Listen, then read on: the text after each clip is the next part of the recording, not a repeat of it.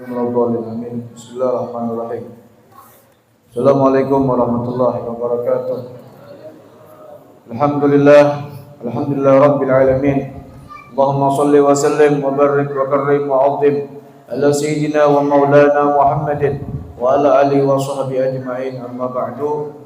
Qala subhanaka la ilma lana illa ma 'allamtana innaka antal alimul hakim wa tub 'alaina innaka antat tawwabur rahim. Rabbi shrah li sadri wa yassir li amri wa hlul 'uqdatam min lisani yafqahu qawli bijahid nabi wa sahbihi wa alihi amma ba'du. Al-Mukarramun mukarramun para habaib yang sama-sama kita muliakan serta kita cintai, yang hadir di tengah-tengah kita Al-Mukarram Al-Habib Hasan bin Saleh Al-Hamid dan para habaib yang lainnya maupun yang berhalangan yang tidak bisa ulun sebutkan, tapi insyaallah tidak mengurangi berkah majlis kita pada malam ini, dan para alim ulama, guru-guru agama juga yang hadir di tengah-tengah kita. Mudah-mudahan kita doakan para habaib kita, para guru-guru kita, semoga diberi kesehatan walafiat, panjang umur, semoga Allah Ta'ala angkat kesusahannya, semoga diangkat segala penyakit-penyakitnya maupun penyakit zahir dan batin, dan semoga Allah mudahkan segala urusannya, hajat dan niatnya mudah-mudahan dikabulkan oleh Allah Subhanahu wa taala. Amin ya rabbal alamin. Dan para hadirin wal hadirat, para jamaah Maulid Situdrar malam Senin yang dimuliakan Allah Subhanahu wa taala. Alhamdulillah, di malam yang mulia ini marilah kita sama-sama selalu banyak-banyak bersyukur kepada Allah Subhanahu wa taala atas limpahan rahmat, taufik dan hidayah jualah, sehingga kita dapat meluangkan waktu kita untuk dapat hadir di majlis yang insyaallah akan tempat turun rahmat dan keberkahan oleh Allah Subhanahu wa taala. Apalagi kita berada di bulan yang mulia, memasuki bulan Muharram, salah satu bulan yang diistimewakan oleh Allah Subhanahu wa taala. Artinya dengan kita memperbanyak ibadah di bulan tersebut, insyaallah kita termasuk orang-orang yang dimuliakan oleh Allah Subhanahu wa taala, dan semoga mudah-mudahan dosa-dosa kita diampuni oleh Allah Subhanahu wa taala, serta kita diselamatkan oleh Allah dunia dan akhirat, masuk ke dalam surganya. Amin amin ya rabbal alamin. Alhamdulillah, kita sedikit menyambung kisah semalam tentang bab masalah wudu. Ini salah satu kemuliaan kita bagi orang yang mengamalkan daripada masalah wudu, apalagi tentang apalagi menyangkut tentang masalah ibadah. Maka wudu ini hukumnya ada wajib dan ada sunnah. Kalau sudah wajib jelas apabila kita hendak melaksanakan ibadah sembahyang maupun sholat wajib atau sunnah, diawali wajib dengan kita berwudu. Apalagi dengan yang sunnah-sunnah banyak kita, yaitu salah satunya kita hendak hadir majelis punya kawa, disunahkan kita berwudu. Hendak bersilaturahmi, hendak keluar dari rumah, disunahkan kita berwudu. Kenapa? Karena itu salah satu daripada orang yang berwudu ini salah satu daripada pemeliharaan Allah. Orang yang dalam pemeliharaan Allah Subhanahu wa taala. Dan apabila dia mengamalkan wudu tersebut, maka di situ dicatat dia termasuk orang yang ibadah. Walaupun inya kadang baca Quran, kadang berzikir, tapi nya selalu memperhatikan wudu. Apabila batal wudu, apabila batal wudunya. Kemana aja wudu itu termasuk daripada dia orang yang ahli ibadah. Nah, itu keutamaan daripada orang wudu lah. Ya begamatan kita mengamalkannya. Paling minim kan hadir majelis sudah. Yang sunnahnya lah. Tuh. Supaya memaham ilmu nyaman, salah satunya berwudu. Itulah. Dan tentang masalah pasal hukum-hukum wudu. Apa? Nah, pasal-pasalnya. Yang pertama, apa pasal hukum wudu ini? Pertama yang pengen ketahui wajib syarat daripada wudu. Apa syaratnya? Yang pertama yang dipakai air wudu tersebut air mutlak. Nah, jangan sesembarangan. Air mutlak ini air yang suci lagi mensucikan. Air yang tidak pernah dipakai itu air mutlak. Nah, air mutlak ini kita berwudu harus memakai air mutlak, bukan mustakmal. Lah, contohnya air mutlak, air laut, air suci, umpamanya.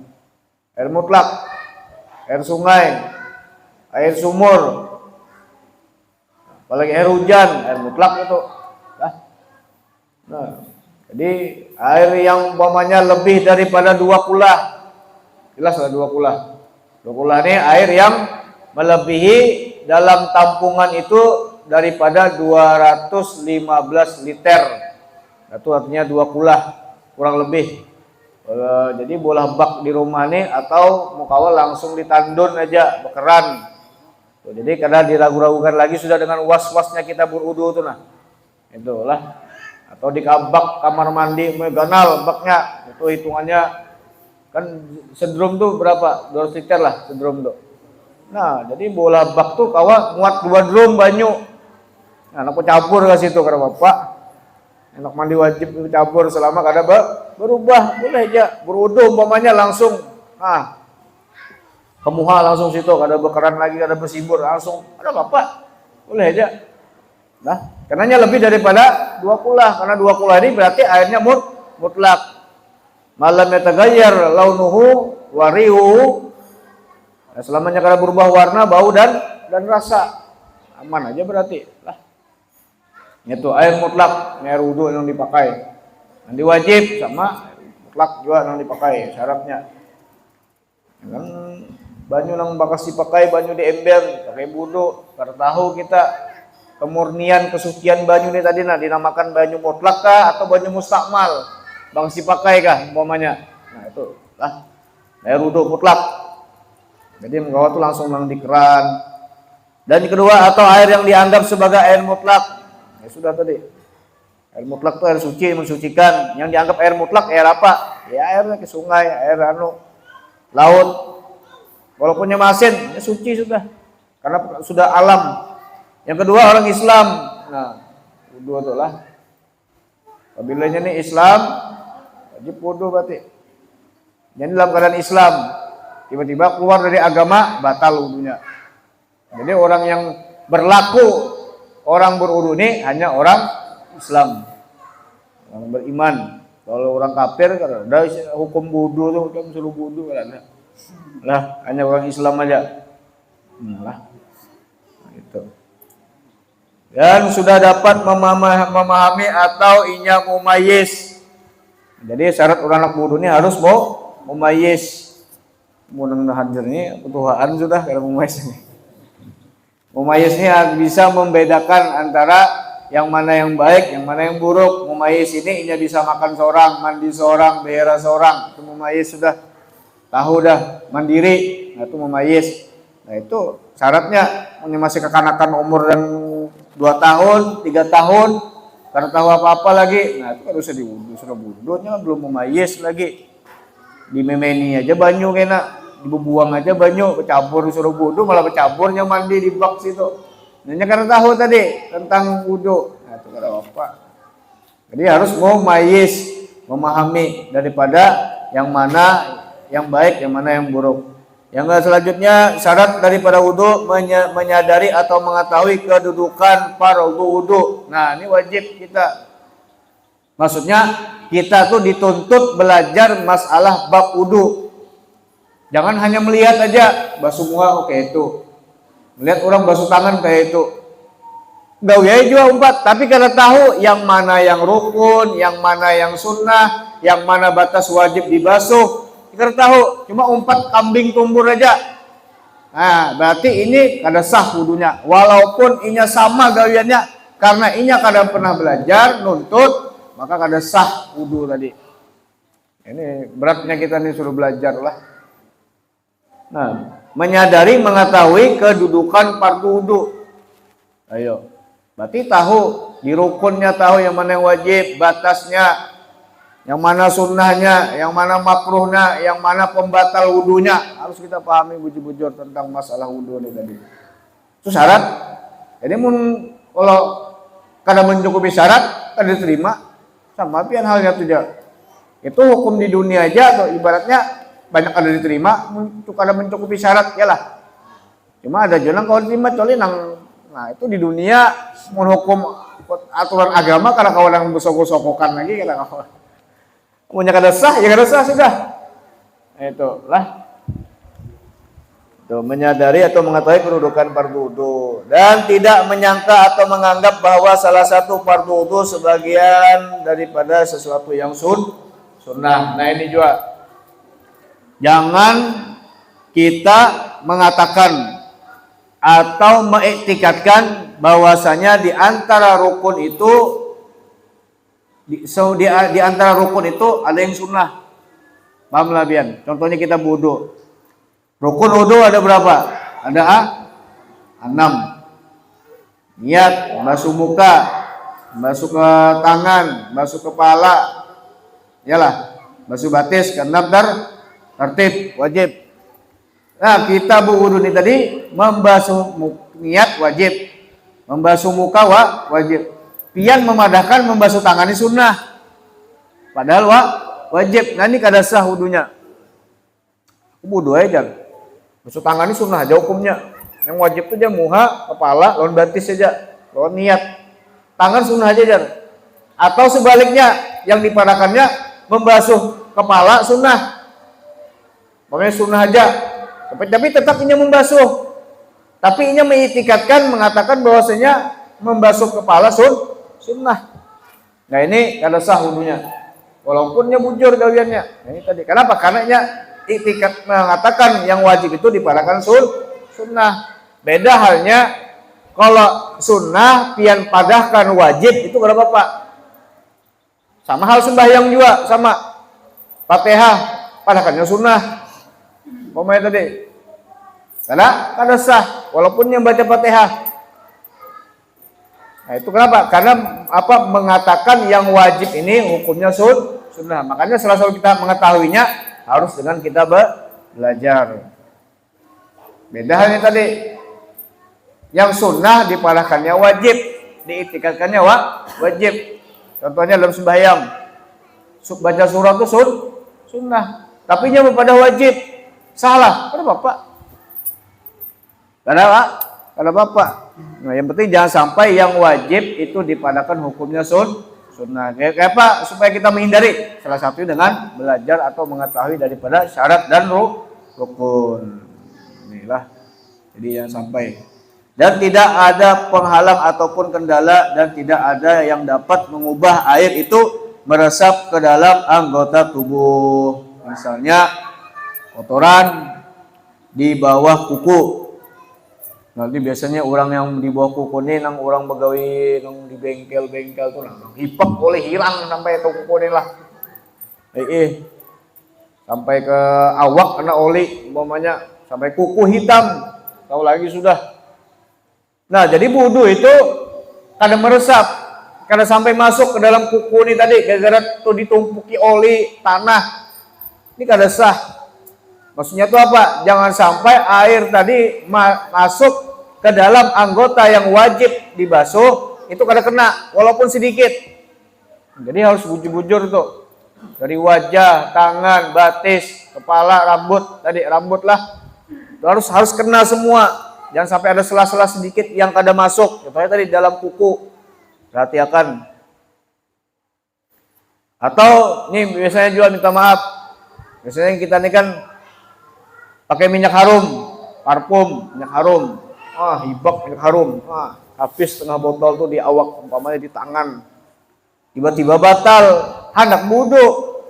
Masih bawa parfum nih tangannya. Pas tiba-tiba mau ambil banyu nih tadi, kecium bau banyu tadi nah, anak wudu tadi. Anak membasuh kemuhan nih banyu tadi berbau parfum. Bau za'faron yang biasa nyengat tuh, hajar aswad. Banyu apa nang pian tahu aja tuh. Itu mustakmal, kada sah di pian wudu. Ya perhatikan tuh. Kenapa? Banyunya mustakmal dengan sebab berubah bau tadi, kada mutlak. Nah, kenapa? Lain banyu mutlak ini bau parfum. Nah itu. Bahaya tuh. Kena minyak tangan atau kena bensin. Wudu sih Den. Bau bensin banyu tadi. Kada sah wudunya. Kenapa? Coba cium. bau bensin lah. Atau minyak harum tadi nah, habis petangan tadi nih. Wudu, bau parfum, ada sah. Makanya dibasuh dulu, dibersihkan. Jika kada ada berbau, baru kita berwudu. Itu salah satu daripada merubah daripada air tadi dengan sebab berubah bau tadi. Lah. Ja'faron atau dengan sebab lilin. Misalnya kita ini kan kena lilin tangan, ada nang tetesan lilin itu tadi.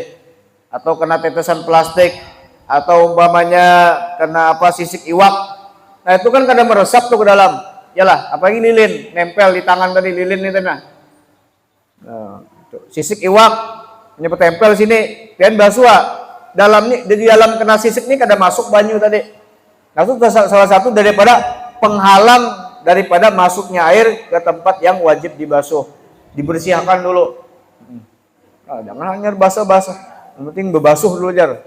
Tapi karena tahu yang mana kena artinya yang masuk kah ada banyu tadi ke dalam anggota tubuh tadi kena kah ada. Kita karena tahu yang penting dibasuh dulu. Nah, ini bahaya. Nah, jadi harus wajib menghilangkan daripada yang menghalangi air ke dalam anggota yang wajib dibasuh tadi.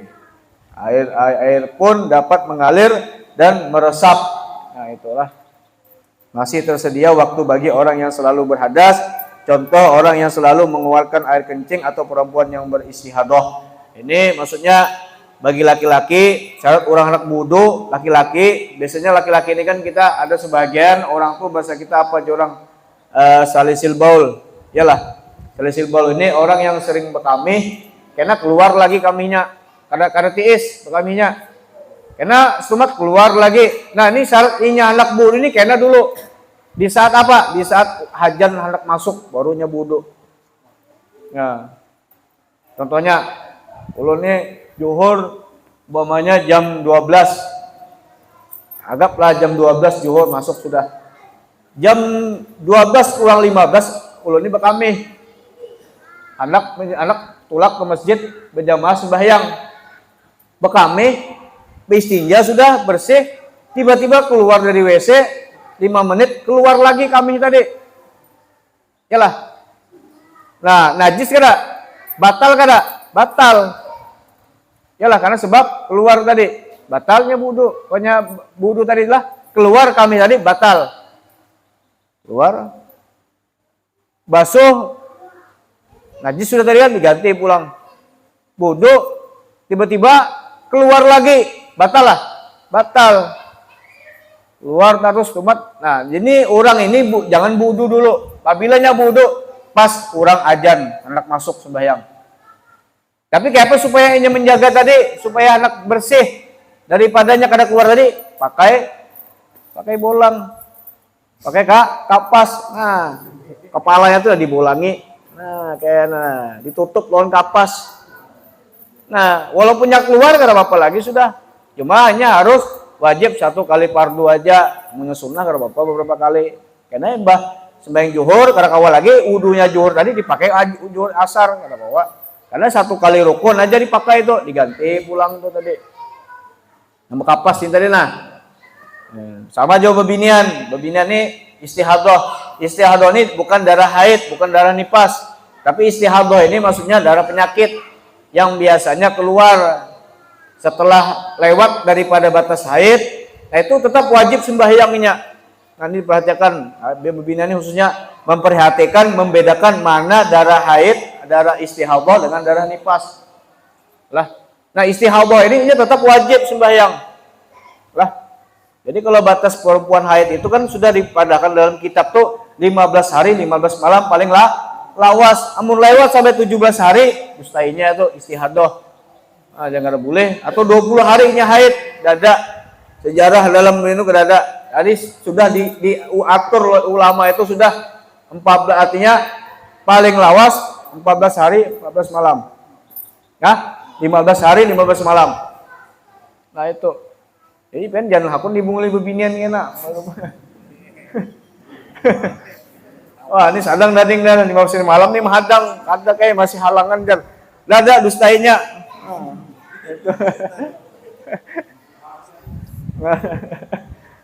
Nah, namanya 60 hari kan nipas tuh. Nanti kau aja dah tuh sembahyang wajib. Nah itu babilanya di waktunya azan barunya melaksanakan wudu tadi, karena boleh sembarangan. Nah itulah salah satu syarat-syarat orang yang memperhatikan daripada hukum daripada masalah wudu. Jelas saja tuh ini sedikit ada manfaatnya. Dan kita juga ini sedikit juga artinya memasuki bulan Muharram. Salah satu daripada satu kemuliaan bulan yang dimuliakan oleh Allah yaitu bulan Muharram. Kenapa? Jadi Allah Ta'ala mencantumkan dalam Al-Quran mengatakan bahwasanya bulan Muharram salah satu bulannya Allah. Karena kita ketahui bahwasanya bulan Muharram ini bulan yang banyak keistimewaannya dan banyak peristiwa-peristiwa terjadi, peristiwa artinya yang spektakuler, yang lebih hebat daripada kejadian. Salah satunya bertepatan di tanggal 10 Muharram. Jadi apa kemuliaannya di bulan Muharram tersebut? Karena di 10 Muharram itu banyak kejadian-kejadian yang besar. Contohnya diciptakannya langit itu di tanggal 10 Muharram. Diciptakannya bumi ini 10 Muharram. Diciptakan gunung 10 Muharram. Diciptakannya lautan 10 Muharram. Belum lagi peristiwa para nabi itu. Diciptakannya Nabi Adam di 10 Muharram, diangkatnya Nabi Adam ke surga 10 Muharram. Diciptakan neraka, surga itu di 10 Muharram. Nah, jadi kita ini disuruh memuliakan di bulan Muharram itu kenapa? Karena banyak keajaiban, keistimewaan yang Allah jadikan di bulan Muharram tersebut. Nah, jadi jangan sampai kita kadang memuliakan daripada bulan Muharram. Ya, kita aja membuatnya acara Agustus 17 Agustus habis ratusan juta, acara festival padahal acara apa biasa aja. Ini kejadian bumi, ayo. Mungkin ada bumi gimana kita berdiam? Kada kita rayakan lah. Langit, ayo. Diciptakan di hari 10 Muharram, kada kita rayakan lah. Itu. Laut, gunung-gunung, ayo. Jadi rugi kita, 10 Muharram tuh kita anggap hari yang sia-sia, arti yang biasa-biasa aja. Salah sebetulnya. Justru di hari itulah kita dianjurkan untuk memuliakan daripada 10 Muharram. Nah, salah satunya disunahkan kita berpuasa. Karena dikatakan dalam kitab Tampil Gopilin, man shoma yauma Asyura atahullah sawaba alfi malak. Barang siapa berpuasa di 10 Muharram, maka Allah Ta'ala memberikan pahala 10.000 malaikat. Nah, gampangan bian 10.000 malaikat. Yang satu malaikat aja dijamin masuk surga. Yalah, apalagi 10.000. Riwayat mengatakan lagi diberikan pahala 10.000 orang yang berhaji dan berumrah. Nah, 10.000 berhaji berumrah. Pian hitung aja, umur aja kita berapa aja? 60, paling lawas 70. Kawalah anak tiap tahun berumrah berhaji. Ini 10.000 kali berhaji berumrah. Pahala orang yang berpuasa di hari 10 Muharram. Riwayat mengatakan lagi man shoma yauma Asyura u'tiya sawabu asyru alfi syahidin. 10.000 orang yang mati syahid pahalanya. Itu dianjurkan. Mungkin insya Allah nih kita bertepatan hari Asyura ini di hari Jumat 10 Muharram di hari Jumat. Dan nyemunya kawa karena Jumat ini kan hari Sayyidul Ayyam. Kan biasanya orang yang berpuasa di hari Jumat kan makruh. Kenapa? Karena hari Jumat ini Sayyidul Ayyam, hari raya orang Islam. Artinya kalau disunatkan berpuasa karena bertepatan di 10 Muharram, maka kita dianjurkan tetap berpuasa, tapi digandeng dengan hari 9 dinamakan hari Tasu'a. Nah itu. Jadi mau kawas 2 hari puasa tuh kena hari Kamisnya dengan hari Jumat 9 dengan 10. Mau kada kawas tanggal 9 umpamanya ambil hari Sabtunya, ambil 11-nya harus bergandeng. Kenapa? Disunahkan bergandeng, tapi punya hari itu aja puasa karena Bapak jua. Yang penting berpuasa. Karena Nabi SAW pernah datang ke suatu kota Madinah. Nabi ini melihat orang Yahudi dan orang Nasrani ini membuat ritual. Boleh kita kayak acaraan pun ritual. Lalu Nabi ini bertakun, Bapak bubuan nikam nih bahasa kita. Bapak acara apa? Jar orang Yahudi. Kami ini wahai Muhammad bahasa kita mengadakan ritual ini karena mensyukuri di waktu itu jar orang Yahudi ini, orang Nasrani, bahwasanya di hari 10 Muharram ini Nabi Musa itu diselamatkan oleh Allah dari kejaran Fir'aun. Nah, makanya kami dengan hari inilah kami membuat ritual dan kami ini berpuasa. Nah, orang Yahudi Nasrani itu aja berpuasa di 10 Muharram. Lalu jar Nabi, nahnu bihaqqi Musa, jar Nabi. Kami ini sebutnya yang umat kita ini beratannya kita yang sebujurnya lebih hak merayakan daripada 10 Muharram. Kita yang sebujurnya hak Musa, supaya jangan kita tasyabuh bil Yahudi, jangan sampai menyerupai orang Yahudi. Disunatkan kita menambah harinya puasa 2 hari di 9 atau di hidup 9 dengan 10 gandeng, atau di hari 11 dengan 10. Jadi terserah pian aja, anak 3 hari puasa ada berapa juga ambil abdolnya lah. Mungkin insya Allah di hari Jumat loh, kenanya lah, ya lah di hari Jumat lah. Nah, padahal dari riwayat itu pian hari Jumat ini terjadinya hari kiamat, hari Asyura terjadinya di hari kiamat. Apa hari kiamat itu terjadinya di hari Asyura. Nah, jadi tunggu aja pian nih. Pas bertepatan ya loh. Karena hari kiamat itu terjadinya dalam riwayat itu hari Jumat. Nah, riwayat mengatakan lagi terjadinya hari Asyura itu bahwasanya terjadinya nanti hari kiamat. Nah, ini pas nih, maka hari Jumat pulang kenanya 10 Muharram lagi. Jadi banyak keistimewaan di hari Asyura tersebut. Istimewa peristiwa terjadi sudah sealam semesta ini banyak terjadinya di hari Asyura. Diciptakan Nabi Muhammad aja di hari Asyura. Mungkin 12 Rabiul Awal jasad Sidin, mungkin riwayat ulama mengatakan nurnya diciptakan di hari Asyura. Tahu kita banyak semua itu yang terjadi di hari Asyura. Jadi kita disuruh memuliakan, kita muliakanlah di hari Asyura tersebut dengan salah satu kita berpuasa dan banyak-banyak beribadah. Karena salah satunya kita disuruh menyantuni anak yatim. Nah, memuliakan anak yatim, memberi senang anak yatim. Dikatakan man masa yadahu ala ra'si yatimin rafa'allahu ta'ala bi kulli sya'ratin darajat. Barang siapa menyentuh kepala anak yatim, nah menghimungi, nah dijapai kepalanya, maka satu helai rambut yang dia sentuh kepala anak yatim tadi diangkat derajat oleh Allah Subhanahu wa taala. Nah, kalau pengen menghitungi rambut anak yatim itu dihitungi, si ikung aja kalau menghitung pelimunnya banyak. Tapi mungkawat tuh jangan menyantuh aja, diberi duit juga. Nah, diberi duit berapakah? Nah, kita dianjurkan memang banyak bersedekah, menghimbing orang, membantu orang di hari tersebut, terutama keluarga kita. Dari juga barang siapa, dalam hadis lagi riwayat mengatakan barang siapa yang meluaskan rezekinya atas keluarganya. Maksudnya apa? Kita ini maksudnya menghimbing keluarga, menyenangkan keluarga. Maksudnya apa? Dalam memberi duit tadi ibaratnya yang biasa hari ini memberi bini atau anak, umpamanya pian habis 100.000 umpama tadi. Hari Asyura tambahi lagi jadi 200.000 atau ada lebih tambahi pokoknya. Nah, di hari Asyura tuh maka Allah Ta'ala akan menjamin rezeki dalam setahun tuh karena kesusahan. Ayo, sankingnya tuh kita. Nah, jadi tuh kumu ingat itulah ibu-ibu nah betagih itu pian lo laki pian kena dikatakan banyak. Hari Asyura disunahkan kita meluaskan rezeki atas keluarga. Nah, itulah daripada satu kemuliaan daripada anak yatim.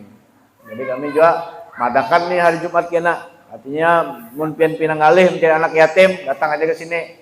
Ini ada aja kena mungkin 10 20 ikung biasa semalam sampai 70 ikung pian di majelis nih kumpul paham. Tapi ada aja rezekinya masing-masing gitu.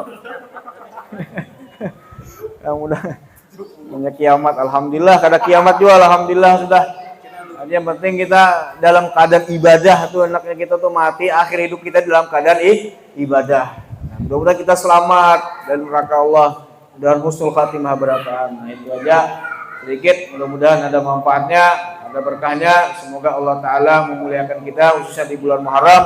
Allah ampuni dosa-dosa kita, Allah kabulkan hajat dan niat kita. Semoga kita sebenarnya hadir selamat dunia akhirat, berkumpul lawan Nabi Muhammad SAW di surganya Allah Ta'ala. Amin ya rabbal alamin. Al-hadin ya wa likulli wa ila hadratin Nabi al-Fatihah.